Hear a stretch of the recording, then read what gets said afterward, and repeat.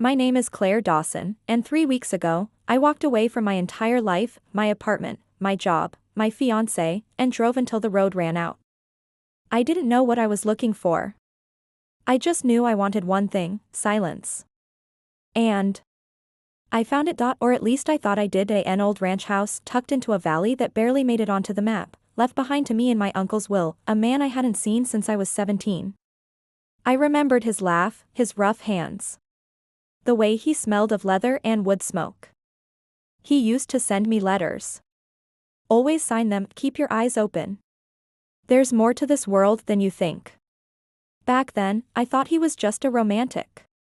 A lonely horseman with too much whiskey and too many memories. Now I'm not so sure, because something out here isn't letting me rest. The first night, I chalked it up to nerves. The mattress in the guest room creaked. The old house sighed through its walls. The wind howled down the valley in that way that makes you question whether you're alone, but around 2 a.m., I heard it, hooves, not just the sound of a horse moving, but pacing. Circling. Stopping. Starting again. Right outside my window. I rolled over, groggy and half annoyed, and pulled the curtain aside. There he was. A dark shape. Muscular. Alert. His coat gleamed like ink under the moonlight. He stood perfectly still, staring straight at me. I didn't know his name then. Didn't know anything about him, really. Only that he was one of the last horses still kept on the property. The others had been sold off or passed years ago. He wasn't in a stall. He wasn't tethered.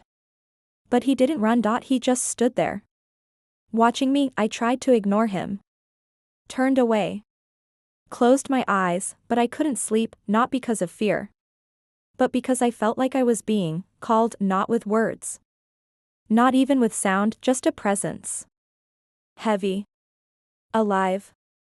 Demanding. By sunrise, he was gone. I walked out into the crisp morning air, half hoping he'd be there, half hoping I'd imagine the whole thing. But he was real, standing in the pasture, under the crooked oak. He turned his head as I approached. His eyes were impossibly dark, like they didn't end. He didn't flinch. Didn't move. "Hi," I said, feeling stupid. "You were active last night." He blinked slowly. A little white scar curled beneath his left eye. Something about it made me pause. I found the ledger in the tack room later that day, my uncle's last entries before he died. Most of the horses were listed with dates and notes: sold, moved, vet checked, but the last one on the list just read: Storm, do not stable. Let him roam. He knows. That was it. No explanation, just, he knows. That night, I locked the doors, drew the curtains, lit the old gas stove in the kitchen and tried to settle in, but at 1:47 a.m., I woke up with a start, heart pounding. Sweat cold on my skin, not from a dream. From the feeling that something was waiting. I got up, moved slowly to the window, and there he was again. Storm, standing closer now. So close his breath fogged the glass. I flinched. Took a step back, and then, he tapped the window with his nose. 3 soft knocks, like a request. Or a warning. I didn't move. Couldn't breathe, and when I finally dared to look again, he was gone. The next day I went to the barn. Not to ride. Just to see. He was already there. Not pacing. Just waiting. I didn't bring an apple. Didn't bring a lead rope. Just stood on the other side of the stall door, watching him. "You don't sleep much, do you?" I asked. He stepped forward, not aggressive. Not curious, just deliberate. He lowered his head until his forehead rested against the wood beam, right next to my hand, and I don't know why, but I whispered, "Do you need something from me?" He didn't move, but I felt it, that same weight in the air. That same pull, like he was holding a secret and couldn't keep it to himself much longer. That night, the knocking started again. First on the window. Then the porch. I turned the lights on. Nothing. Turned them off. 10 minutes later, hooves. Closer this time. This wasn't normal, not animal behavior, not boredom. Not restlessness. It was intentional, like he was trying to get me outside. Trying to wake me up. I finally broke on the 4th night. I was exhausted. Frustrated. My nerves frayed. At 2:13 a.m., I threw open the door and stormed onto the porch barefoot, wrapped in a blanket, yelling, "What do you want from me?" The wind slapped my face. The trees moaned overhead, but Storm stood at the bottom of the steps. Still. Breathing hard. Eyes wild. He turned and walked away, slowly. Like he wanted me to follow. I didn't move, not at first, but then he stopped at the edge of the woods, and looked back right at me. I grabbed my boots and followed him. The trail behind the house was overgrown, half forgotten. Branches clawed at my arms. The cold bit through the blanket. But I kept going. Storm never broke pace. Never ran. He moved like a ghost. Confident. Knowing that we walked for 10 minutes in silence until he stopped suddenly. Before us, in a small clearing, was an old gate, twisted, broken, half swallowed by vines. A sign hung crookedly on rusted wire. The paint was faded, but I could just barely read the words, "East Stable, closed." Storm stepped forward, snorted, and then pawed the earth hard once. Twice. I approached slowly. The air here felt different. Thicker. Like grief. I pushed open the gate. The hinges screamed, and beyond it, half collapsed and buried in overgrowth, stood a second stable. One I didn't know existed. I turned to Storm. He was staring at it. Not with fear, but with need, and I understood. He didn't let me sleep because something inside that stable was unfinished. Because something had been calling to him, just like he had been calling to me. He needed me. To remember. To understand. I stood there, heart pounding in my chest. I whispered, "You brought me here for a reason, didn't you?" He didn't answer. He didn't have to, because I finally realized Storm wasn't restless. He wasn't broken. He was waiting, and now, whatever was buried in that place, was waking up. I didn't go inside the forgotten stable. That night, I stood there with Storm for what felt like hours, staring at the warped silhouette of the collapsed roof and the thick vines that coiled like veins across the rotting wood. The air was cold, heavier than it should have been. Something about the place whispered, "Not yet." Storm stood at my side the whole time. Silent. Immobile. Like a guardian. Or a witness. Or both. When I finally turned back toward the house, he followed. But not before he did one last thing. He looked back, not at me, at the stable. The rest of the walk home was quiet. The kind of quiet that hums in your bones and makes you feel like someone else is listening. When we reached the porch, Storm stopped at the bottom of the steps again, refusing to come closer. He stayed there as I climbed inside, closed the door, and locked it behind me. But even with the door shut and the curtains drawn, I could feel him waiting. Sleep didn't come. I lay in bed, watching the shadows stretch and twitch across the ceiling. Outside, the wind danced in the trees, and the house groaned like it remembered things it wished it could forget. At 2:17 a.m., I heard it again, hooves right beneath my window. I sat up. My pulse had begun responding to this hour like a metronome. It knew the rhythm. I pulled the curtain aside slowly, and there he was, Storm. This time he wasn't pacing. He wasn't restless. He was still. More still than I'd ever seen him. Like he had entered some silent vigil. Our eyes met. He didn't blink. I whispered, "What do you want me to see?" And then, he laid down right there. In the dirt. Beneath my window. He didn't move again for the rest of the night. By morning, I found him standing again, covered in dew, his body stiff. He hadn't left his post. Something about that broke something in me. The world I'd come from, city offices, calendars, flashing phone screens, none of it prepared me for this kind of loyalty. This quiet, insistent kind of care. He had needed me awake. Not just physically. Emotionally. Spiritually. Present. That morning, I made a decision. If Storm could stay through the night for me, I could face whatever was inside that broken down stable. I packed gloves, a crowbar, a flashlight, and the bolt cutters I found in the barn. Storm watched me the whole time. He didn't whinny. Didn't move, just watched, like he knew what I was preparing for, and maybe he did. The walk to the old trail felt shorter this time. Maybe because I wasn't resisting it. The overgrowth around the gate was worse than I remembered.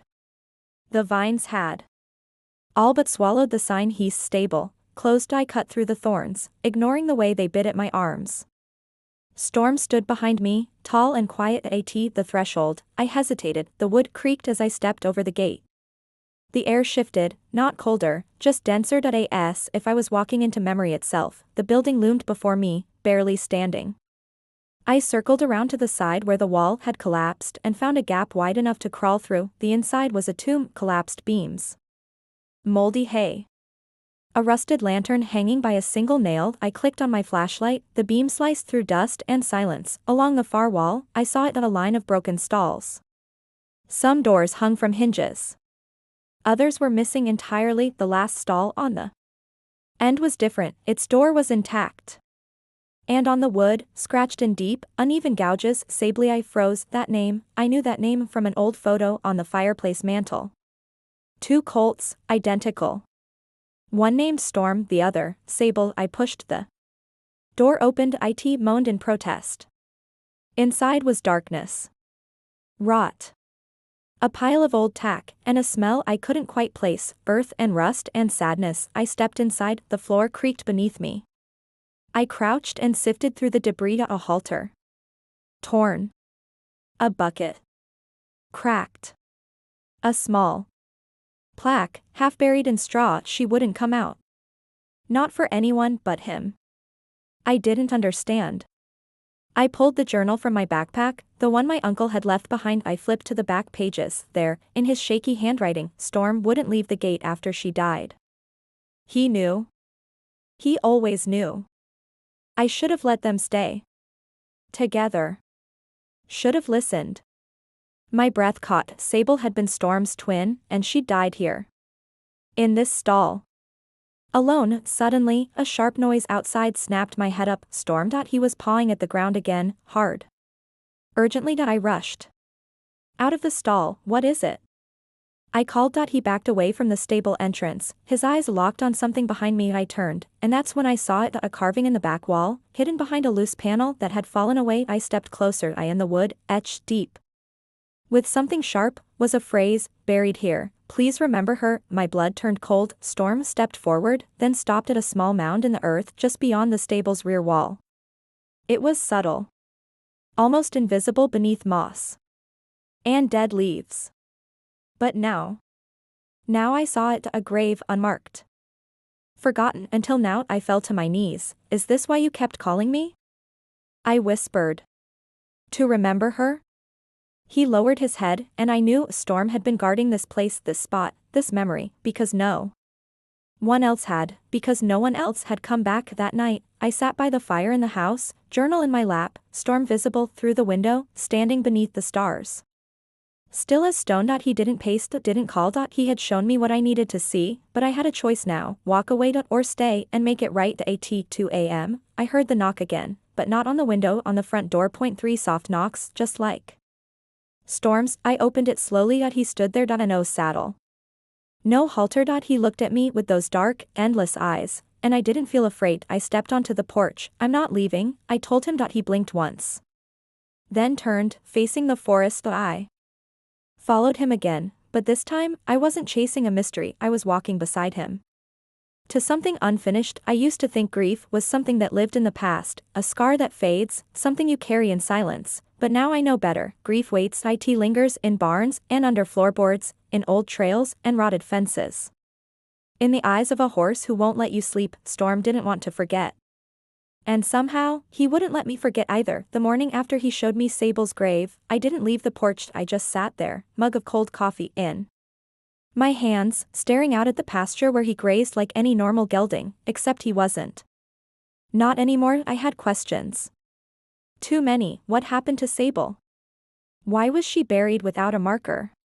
Why had no one spoken about the East Stable? Why had my uncle written only one sentence about Storm in the ledger, let him roam? He knows. I pulled the journal out again and flipped through every page. But it was like pieces had been deliberately removed, entire days missing. Phrases crossed out. Sentences that trailed off into nothing. Something had happened here. Something my uncle didn't want me to know. Or maybe couldn't bring himself to say. I decided to ride into town. There was a small local library, tucked between a shuttered diner and a hardware store that still had price tags in pre-Euro shillings. The woman behind the desk wore horn-rimmed Glasses and a look of perpetual suspicion. Claire Dawson, I said, offering a polite smile. I'm staying at the Dawson Ranch just up the valley. Her face twitched slightly. Thought that place was empty. It was, I said.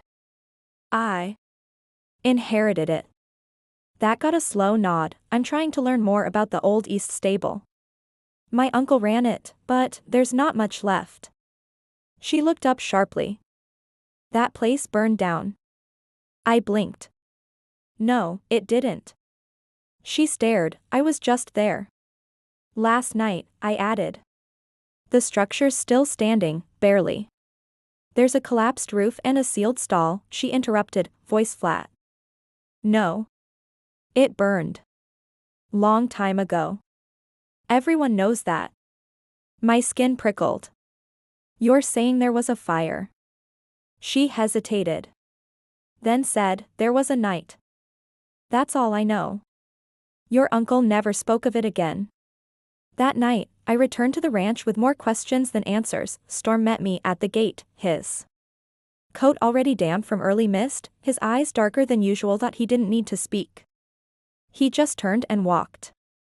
Not toward the east stable, somewhere else. We crossed the back pasture and followed a narrow trail I'd never noticed before.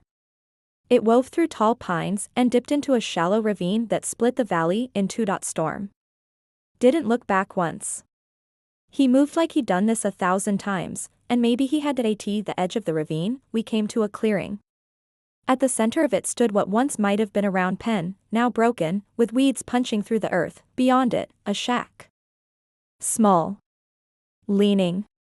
Nearly consumed by ivy. Storm stopped and waited. I approached slowly, the air getting colder with every step. The door was cracked open. Inside, a rusted saddle stand. A few shelves, and a stack of notebooks tied with twine. I picked them up carefully. They weren't my uncle's handwriting. The penmanship was neat. Careful. Feminine. I untied the twine and opened the first one. The name at the top corner made my stomach twist. Marion, my uncle's wife. She had died before I was born, or so I was told, but this notebook was dated 2 years after her supposed death. Storm whinnied behind me. Sharp and sudden, I looked up. He was staring at something behind the shack. I stepped outside and followed his gaze. There, just beyond the edge of the clearing, half buried in underbrush, stood another grave marker. This one was different. Rough wood.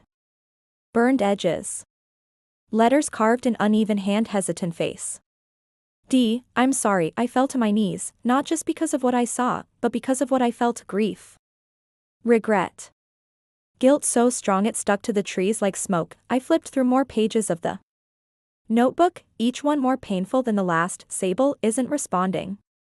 She won't eat when Storm's not near. I begged your father to keep them together. He insists Sable's beyond saving. That I'm too soft. I know he's wrong. If she dies, I won't forgive him. If she dies, I won't forgive myself. And finally, I lit a lantern last night to keep her calm. I fell asleep in the hay beside her. When I woke, the door was open. The fire spread too fast. She was gone. I couldn't save her. My hands shook. So it was true. The fire. The silence. The guilt. My uncle had lost both horses that night, one physically, the other emotionally. Storm had survived. But only just, and from that night on, he had refused to be stabled. Refused to rest. Refused to let go, because no one had come back. Because she had been left behind. Storm stepped forward now, nudging my shoulder with his nose. It wasn't a push. It was an anchor. I understand now, I whispered, and I did. His pacing. His knocking. His refusal to let me sleep. He had been calling someone back to the truth, and maybe he had always been waiting for her.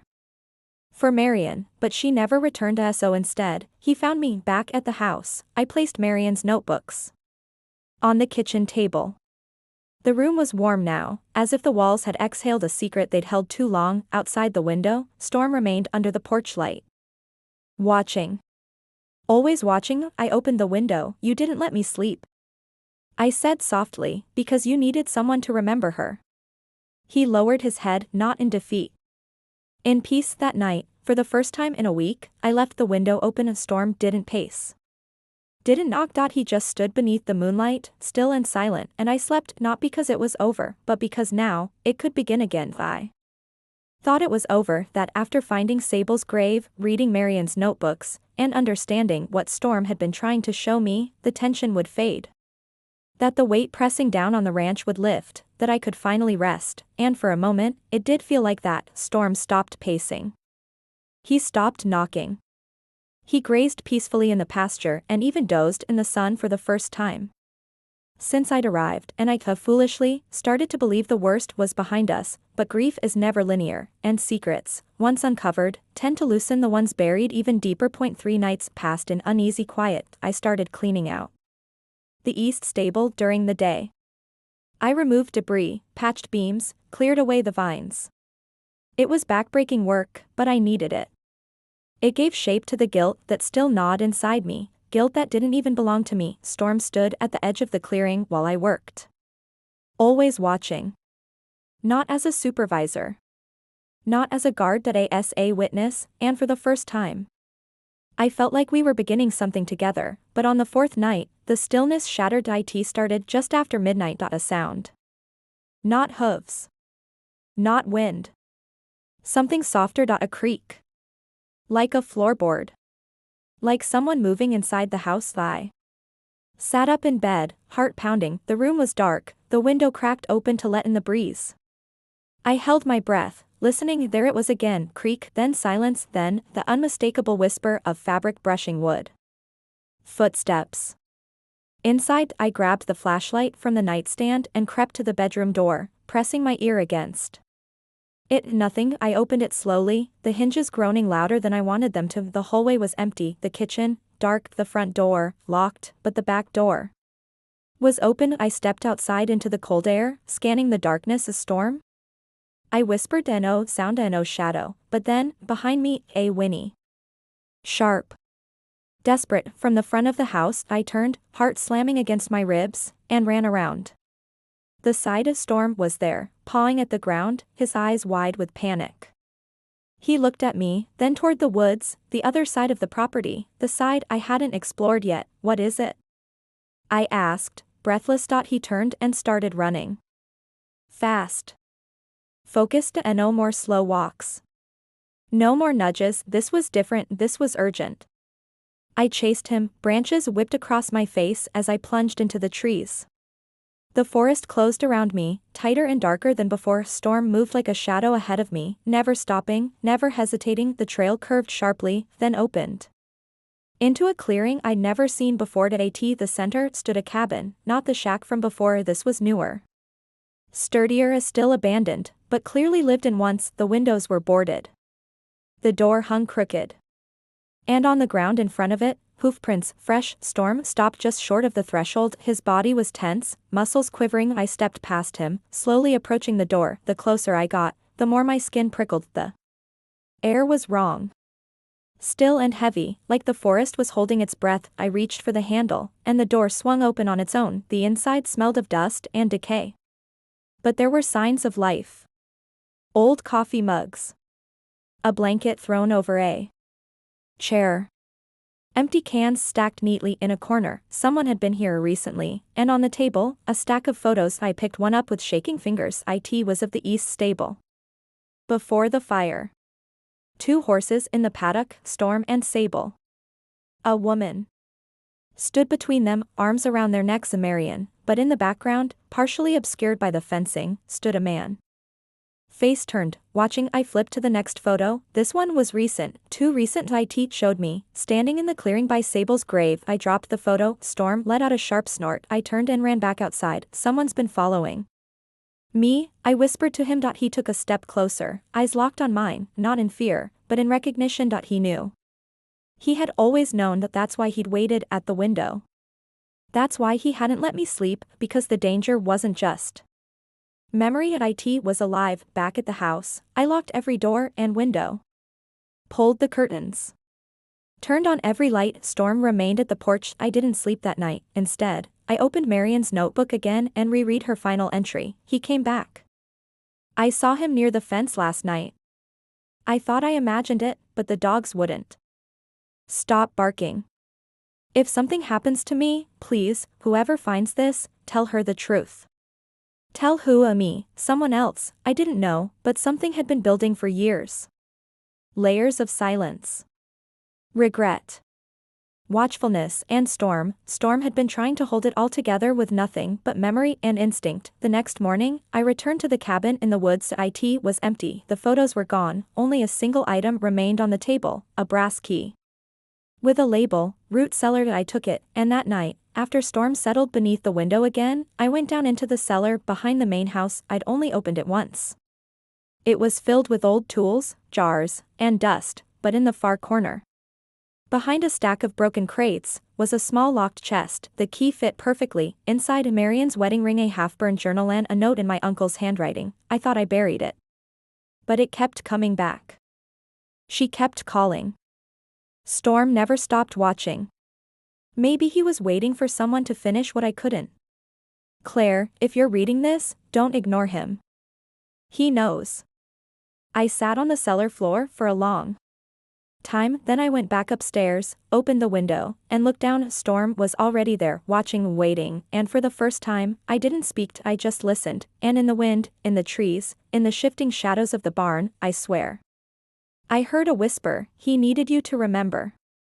I never thought a horse would become the only thing keeping me sane, but there I was, alone in a house full of ghosts, surrounded by trees whispering truths no one had spoken in years, holding the last letter my uncle had ever written, and outside, standing in the soft glow of the porch light like a silent sentry, was Storm. He hadn't moved since sundown, and not pacing, not pawing, just watching and waiting. And now, I finally understood why Storm hadn't kept me awake, because he was restless.